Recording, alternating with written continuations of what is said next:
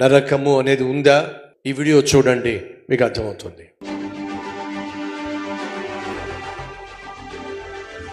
సుమారు 200 దేశాలు, అనేక పట్టణాలు, ప్రజలు, ప్రాంతాలు, 5,60,00,000 మంది చచ్చిపోతున్నారు ప్రతి సంవత్సరం. గంటకు 6,000 మంది, నిమిషానికి 107 మంది, క్షణకు సుమారు 2 చచ్చిపోతున్నారు. చనిపోయి అక్కడికి వెళ్తున్నారు.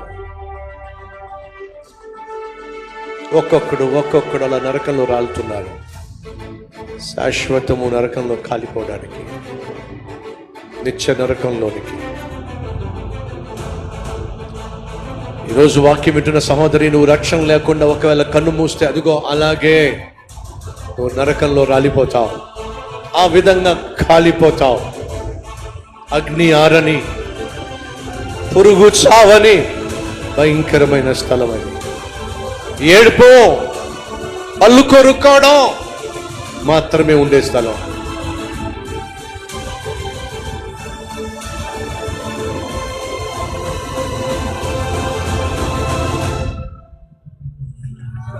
అరుస్తావు, కేకలేస్తావు, అక్కడ అగ్ని ఆరదు, పురుగు చావదు. అదిగో పురుగు శరీరాన్ని పట్టి నరకం చూపించేస్తుంది. నువ్వు మరణిస్తే ఎక్కడికి వెళ్తావు? నరకానికా, పరలోకానికా? ఆలోచించు.